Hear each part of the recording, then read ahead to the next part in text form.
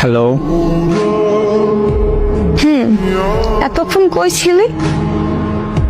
বাসায়। রাতে খাইছেন? হ্যাঁ, তুই খাইছো? হ্যাঁ। শরীর ঠিক আছে? আছে। কেন? এমনিতেই। আচ্ছা, কেমন আছো? কিছু বলতে চাই, শুধু শুনবেন, উত্তর দেওয়ার দরকার নাই, ঠিক আছে? কিছু হয়েছে? আর তুই আপনি করে বলতেছো কেন?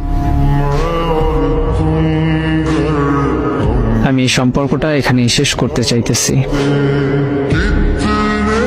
আর হ্যাঁ আপু, আপনার সাথে অনেক অন্যায় করছি, পারলে মাফ করে দিয়েন।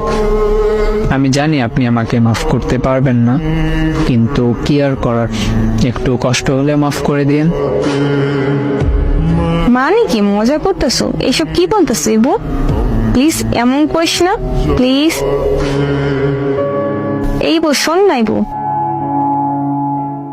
আমি কিছু বলতে বারণ করছিলাম, কিছু শুনতে চাই না আমি। প্লিজ তোর পায়ে পড়ি, প্লিজ এমন করিস না। আমি কি করছি বল? আমি কি করছি ইবু?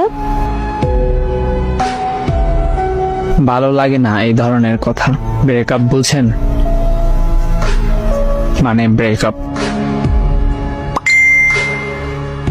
প্লিজ মরে যাবো, এমন করিস না। মরে গেলে আমার কি? এমন কথা বলা বন্ধ করেন, ব্লক করে দিব কিন্তু। প্লিজ তোর পায়ে পড়ে ছাইড়ে যাস না। তুই তো বলছিলি কখনো ছাইড়ে যাবি না, তাহলে এমন করতেছ কেন? তো সবশেষে আপনাদের কাছে একটা প্রশ্ন থাকতেই পারে, আসল কাহিনীটা কি, কি কারণে ব্রেকআপটা হইল? যারা এই পুরো ভিডিওর 6টা পার্ট দেখছেন তারাই হয়তো বা এই প্রশ্নটা করবেন, বা তাদের মনের ভিতর প্রশ্নটা আছে।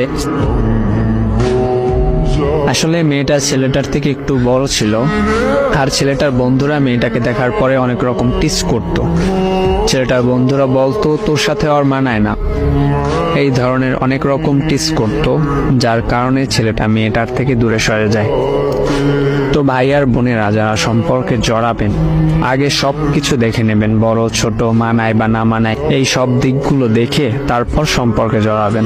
সম্পর্কে জড়ানোর পর বন্ধুদের কথায় বা আত্মীয় স্বজন বা অন্য কারো কথায় কোনো সম্পর্ক ভাঙবেন না।